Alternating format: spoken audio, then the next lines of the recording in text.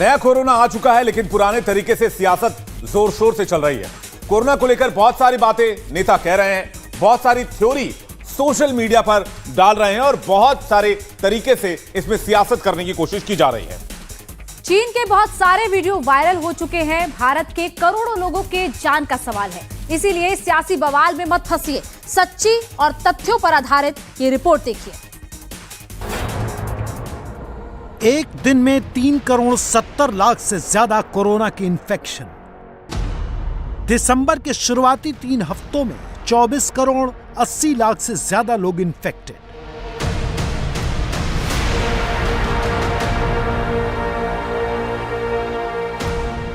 चीन में virus out of control हो चुका है। खतरा हिंदुस्तान तक पहुंच सकता है। चीन के बीजिंग में, सिचुआन में 50% से ज्यादा लोग वायरस से इन्फेक्टेड हैं। ऑर्गेनिक फार्मिंग करेंगे तो सिर्फ आपकी ही सेहत ही नहीं, बल्कि आपके पैसों की सेहत भी अच्छी रहेगी। ऑर्गेनिक फार्मिंग सीखनी है तो फ्रीडम ऐप को अभी डाउनलोड करो। चीन के 7 शहरों में इन्फेक्शन रेट करीब 50% हो चुका है। 3 शहरों में 2 करोड़ से ज्यादा इन्फेक्शन, 6 शहरों में 1 करोड़ से ज्यादा इन्फेक्शन, 5 शहरों में 50 लाख से ज्यादा इन्फेक्शन। चीन का यह कोरोना वाला डेथ मॉडल है, वही मॉडल जिस पर मोदी के दुश्मन खूब इतराते थे। वाह जिनपिंग वाह का ढोल बजाते थे। बिना मास्क, बिना सोशल डिस्टेंसिंग के राहुल भारत जोड़ने निकले हैं, दिल्ली घूम रहे हैं। तो क्या ऐसा करके वो कोरोना के नए खतरे को खुल्लम खुल्ला निमंत्रण दे रहे हैं? मोदी के दुश्मनों की लापरवाही से हिंदुस्तान में कितनी बड़ी आफत आ सकती है, यह समझने के लिए सबसे पहले आपको चीन से आ रही डरावनी तस्वीरें देखनी होंगी। 1 या 2 नहीं, कम से कम 10 ऐसे वीडियोस देखने होंगे। देख लीजिए कैसी लूट मार मची है। संतरे के लिए, नींबू के लिए हाथापाई हो रही है। सबको विटामिन सी चाहिए, लेकिन स्टॉक खत्म है।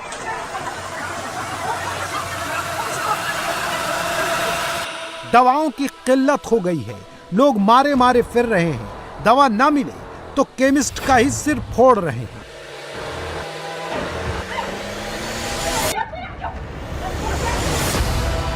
हॉस्पिटल में, क्लिनिक में जगह नहीं बची, और अगर कहीं थोड़ी बहुत जगह बची भी है तो क्लिनिक खुलते ही बेड के लिए कैसी लूट मचती है, तस्वीरें आपके सामने हैं।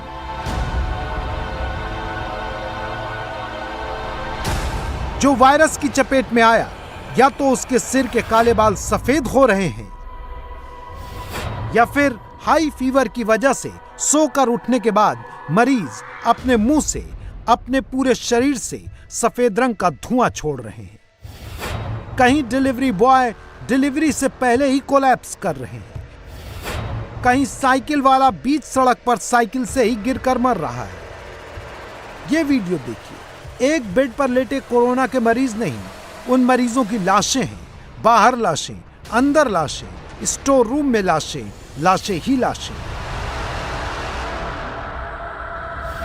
फ्रीजर भरे पड़े हैं, हर फ्रीजर में लाशें ही लाशें। फ्रीजर ही क्यों, बीच सड़क पर कंटेनर में भी लाशें। चीन के इस क्रेमेटोरियम के अंदर का वीडियो देखिए। अंतिम संस्कार के लिए लाशों की लाइन लगी पड़ी है। पहले एक को निकाला, फिर दूसरे को, फिर तीसरे को। यही हो रहा है। शमशान के अंदर अंतिम संस्कार के लिए भी वेटिंग लिस्ट है, और बाहर जिनपिंग की पुलिस है। जिनकी लाशें शमशान घाट के अंदर नहीं जा सकती, वेटिंग पीरियड उनके लिए भी है। 4 या 5 घंटे का नहीं, कई घंटों का टॉर्चर है। चीन में वायरस की लहर से कोई नहीं बच पाया है। बड़े बुजुर्ग बच्चे सब एक सांस के लिए जूझ रहे हैं। चीन में वायरस सिर्फ फैल नहीं रहा, इसे फैलाया भी जा रहा है। फैलाने वालों का वीडियो भी आपके सामने है। यह शख्स जानबूझकर किसी और के घर के दरवाजे पर अपना सलाइवा यानी थूक लगा रहा है। अगर हिंदुस्तान में मोदी विरोधी यात्रा निकालने वाले यात्री अब भी इन चाइनीज तस्वीरों से सबक नहीं लेंगे तो कुछ भी हो सकता है, क्योंकि खतरा बड़ा है।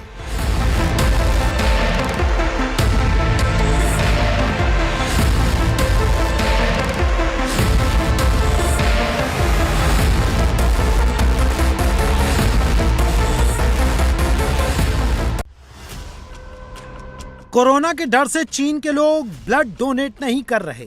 चाइनीज ब्लड बैंक्स में खून की भारी कमी हो गई है।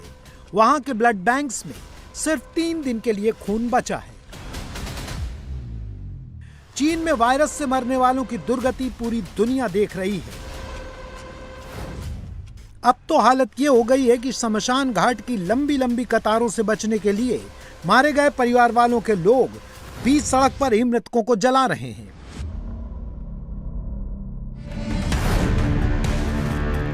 चीन में फैल रहा BF.7 वेरिएंट भारत समेत दुनिया के 91 देशों में फैल चुका है। ये वेरिएंट वैसे तो पिछले 2 सालों से है, लेकिन अब जाकर इसने डेडली रूप ले लिया है। जापान में 24 घंटे में 1.5 लाख से ज्यादा नए कोरोना मरीज मिले हैं। साउथ कोरिया और फ्रांस में पिछले 24 घंटों में 1 लाख से ज्यादा केस मिले हैं। जिस रफ्तार से पूरी दुनिया में इस चाइनीज वायरस का नया रूप फैल रहा है, वो हिंदुस्तान के लिए बहुत बड़े खतरे की घंटी है। लेकिन मोदी की लीडरशिप में इंडिया अभी से रेडी है।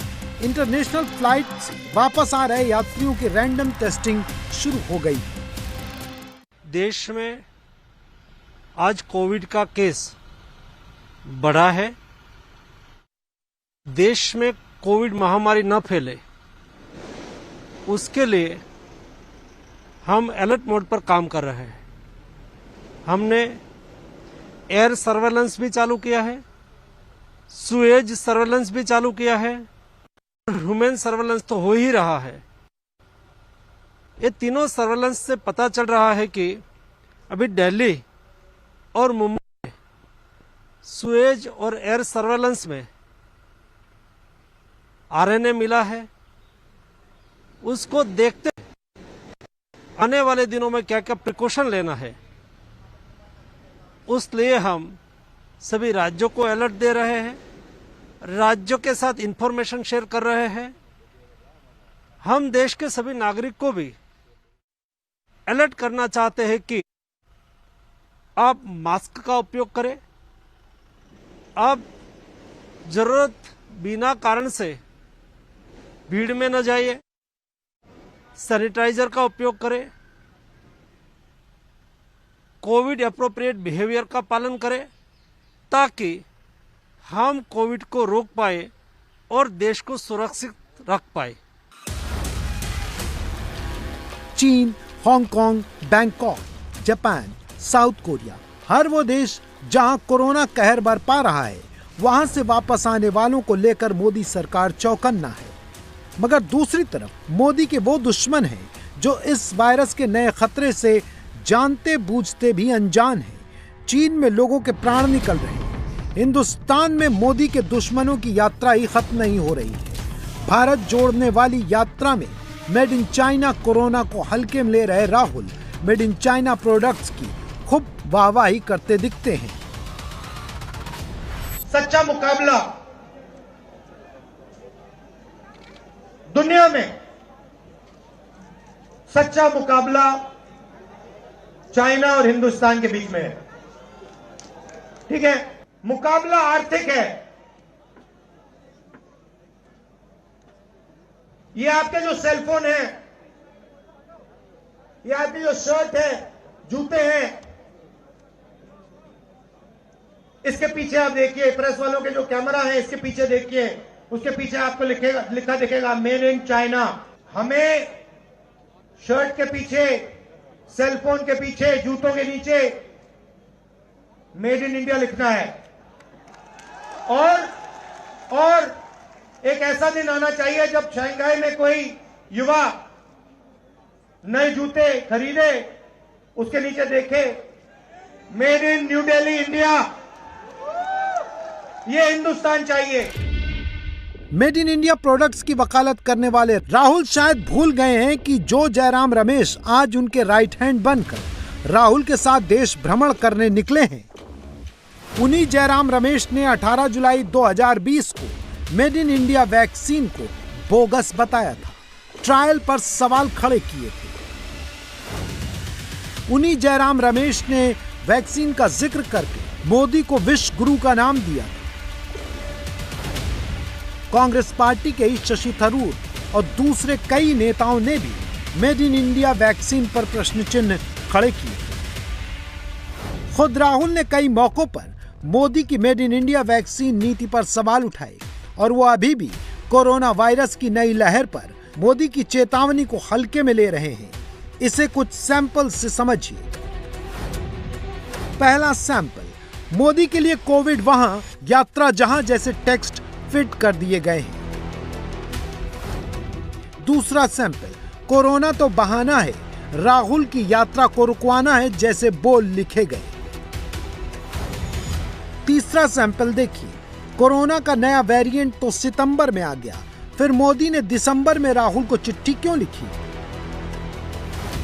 चौथा सैंपल पढ़कर आपका भी दिमाग चकरा जाएगा। इस कांग्रेसी नेता ने लिखा, ईडी, सीबीआई और इनकम टैक्स के बाद कोरोना भी मोदी की टीम में शामिल हो गया। सोचिए, ये सब लिखा गया है। हर बार वही बहाना, वही टेम्पलेट, वही स्क्रिप्ट। कन्याकुमारी से लेकर अब तक तो दिल्ली आई है।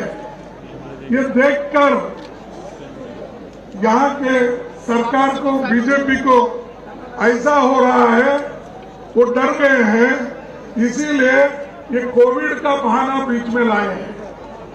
अरे कोविड नहीं है कहीं भी, कोई एक मास्क भी नहीं पहना, आप देखिए, और किसी को कुछ नहीं हुआ। लेकिन अचानक हमारे प्रधानमंत्री अपने हेल्थ मिनिस्टर को कहकर ये कहा कि देश में कोविड बढ़ रहा है, इसका जरा प्रचार करो। तो ये प्रचार करके उन्होंने पार्लियामेंट में अपना मास्क लगा के वहां पर आए। लेकिन मैं उनको कहीं शादी में देखा, कहीं जाते, वहां पर वो मास्क नहीं लगाए थे,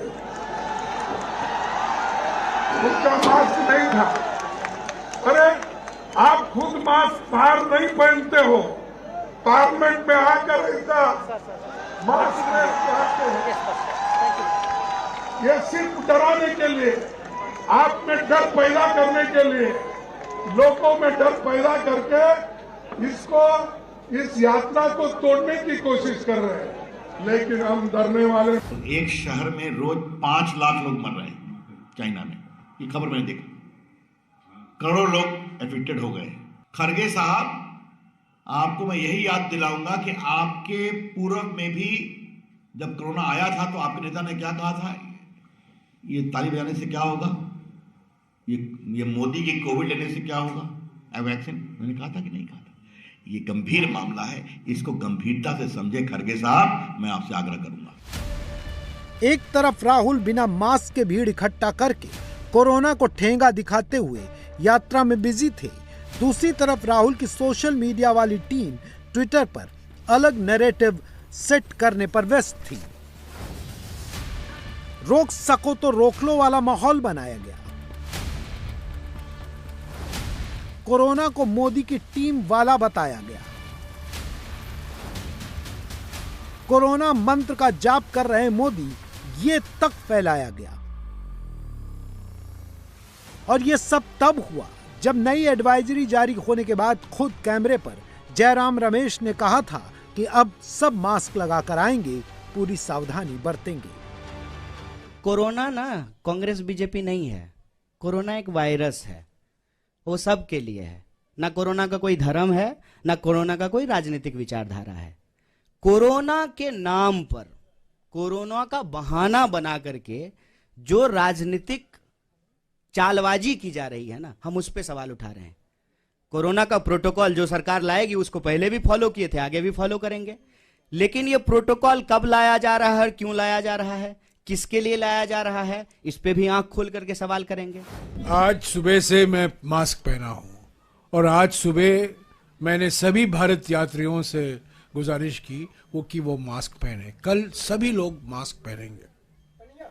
आज कुछ लोग, एक मिनट, आज कुछ लोग मास्क पहने क्योंकि हमारे पास 250 मास्क नहीं थे, पर मेरे पास थे तो मैंने पहना, और कल सब लोग पहनेंगे। अगर मास्क पहनना जरूरी है, हम पहनेंगे, उसमें क्या है। कथनी और करनी में फर्क देखिए। जो जयराम रमेश 24 घंटे पहले कैमरे पर कह रहे थे कि वो खुद भी और बाकी भारत जोड़ो यात्री भी मास्क लगाकर यात्रा में शामिल होंगे, वो शनिवार आते आते अपना वादा भूल गए। न पवन खेड़ा के चेहरे पर मास्क, न जयराम रमेश के चेहरे पर मास्क। ऑर्गेनिक फार्मिंग करेंगे तो सिर्फ आपकी ही सेहत ही नहीं बल्कि आपके पैसों की सेहत भी अच्छी रहेगी। ऑर्गेनिक फार्मिंग सीखनी है तो फ्रीडम ऐप को अभी डाउनलोड करो। और ना ही राहुल गांधी के चेहरे पर मास्क। 24 घंटे में चीन को हराने की बात कहने वाले राहुल इस तरीके से ना तो अर्थव्यवस्था के मोर्चे पर चीन को हरा पाएंगे और ना ही चाइनीज कोरोना से ही पार पा पाएंगे। हाँ, मास्क न पहनकर हिंदुस्तान का नुकसान जरूर कर जाएंगे और उसके बाद मोदी पर ही नॉन स्टॉप गालियां बरसाएंगे, बिल्कुल उसी तरह जैसा शनिवार को हुआ। 24 घंटा हिंदू मुस्लिम हिंदू मुस्लिम हिंदू मुस्लिम, 24 घंटा हिंदू मुस्लिम हिंदू मुस्लिम हिंदू मुस्लिम हिंदू मुस्लिम हिंदू मुस्लिम, तो डर फैला दिया है। सही 24 घंटे मुझे मारपीट, हिंसा, नफरत दिखाई देती है। ये नरेंद्र मोदी जी की सरकार नहीं है, ये अंबानी अदानी की सरकार है। ये सच्चाई है। सच्चाई ये है कि जैसे इन पर लगाम लगी हुई है वैसे हिंदुस्तान के प्रधानमंत्री पे भी लगाम लगी हुई है। इंडिया टीवी हर वक्त हर जगह डाउनलोड करने के लिए सर्च करें India TV news Google play store या ऐप स्टोर पर।